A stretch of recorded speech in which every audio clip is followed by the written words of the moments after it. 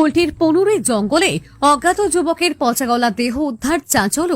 Asansol Durgapur police কমিশনারেটের Kulti থানার অন্তর্গত পনুরি এলাকায় বুধবার সকালে অজ্ঞাত পরিচয় যুবকের পচাগলা দেহ উদ্ধারকে কেন্দ্র করে ব্যাপক চাঞ্চল্যের সৃষ্টি হয়েছে।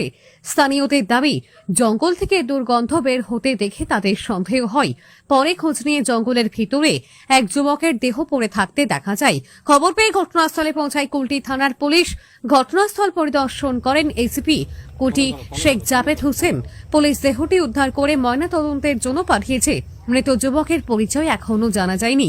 কি কারণে এবং কিভাবে তার মৃত্যু হয়েছে তা খতিয়ে দেখতে তদন্ত শুরু করেছে পুলিশ। পাশাপাশি মৃতের পরিচয় শনাক্ত করারও চেষ্টা চলছে।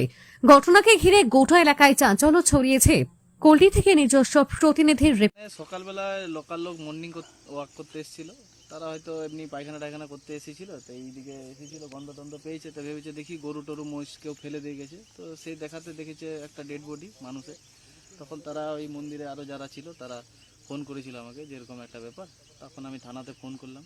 থানাতে ফোন করার সঙ্গে সঙ্গেই থানার সবাই এসেছে। এসে কাউকে চেনা যাচ্ছে? ফুলে গেছে, দেখে তো মনে হচ্ছে 2-3 দিনের আগেকার ঘটনা। কি মনে হচ্ছে দেখে আপাতত? দেখুন, দেখে তো কিছুই এখন বলা যেতে পারে না। এবারে পুলিশ এটা আমরা চাই এর সঠিক তদন্ত হোক। আমার নাম অরূপ মণ্ডল।